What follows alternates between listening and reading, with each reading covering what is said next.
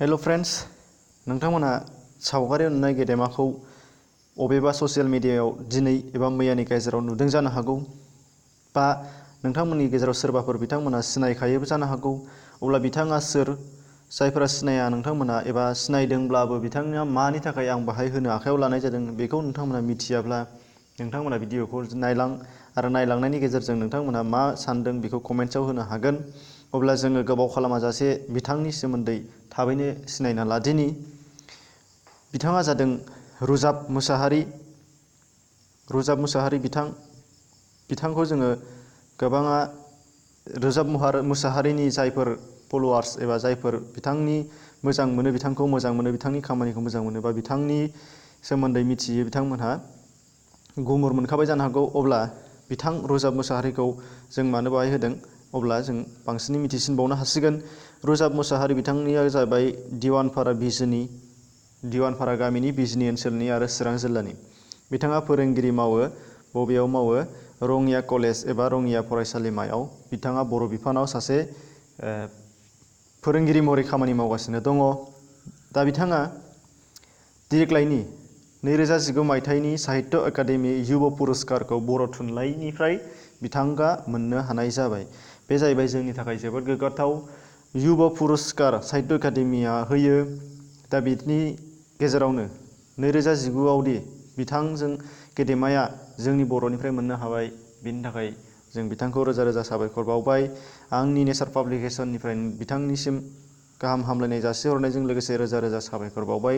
आरो बिथांखौ आं आसा खालामो इयुनावबो बिथाङा बिनिफ्राय आरो देरसिन बान्थाखौ जाहाथे जोंनि गेजेराव लाबोना होफैनो हाबावो, बिनि थाखाय बिथांखौ मिजिंथिबाय। आसा खालामो नोंथांमोनाबो बिथांनि सायाव बे आसा थिनाय दङ। बिथाङा दानिया माबेयाव मोनदों होनब्ला, बिथाङा गावनि लिरनाय खन्थाइ बिजाब सानस्रि आरो मोन्दांथिनि मोखां बे खन्थाइ बिजाबनि थाखाय साहित्य एकाडेमि युब पुरस्कारखौ बिथाङा मोननो हादों, जायखौ बिथाङा 2018 मायथाइयाव फोसावजेननाय जादोंमोन। बिथांनि खन्थाइफोरखौ जायफोर बिथांमोना फरायाखैमोन, आं सान्दों दिनैनिफ्राय जेरावखि नुवा मानो एबा नागिरनानै नोंथांमोना बेखौ फरायनायनि गोनांथि दङ। मानो होनब्ला जोङो बिथाङा गेदेमाया बान्था मोनदों हिसाबै होननानैल' जों थायालासिनो बिथांनि सानस्रिया मा मा हाबनानै दंमारो बाहाय, बेखौ जोङो फरायनानै मिथिना लानाया गोनांथि दङ। बिथां गेदेमायादि साहित्य एकाडेमि युब पुरस्कार मोनदों, दा बिथांनि बान्थानि सोमोन्दै माखासेया मिथियाखैबो जानो हागौ। बेनि सोमोन्दै नोंथांमोनहा बाहाय गाहायाव नुलांनो हागोन। बे जाहैबाय साहित्य एकाडेमिया 1952 मायथाइयावनो भारत सरकारजों गायसनजादों। बेनिफ्रायनो बे साहित्य एकाडेमियाव गोबां बिथिंखौ नोजोर बोनानै बान्था होनाय जायो, जाहाथे लिरगिरिफोरा थुलुंगाखांनायजों मोजां मोजां थुनलाइगिरि जोनोम मोननो हायो।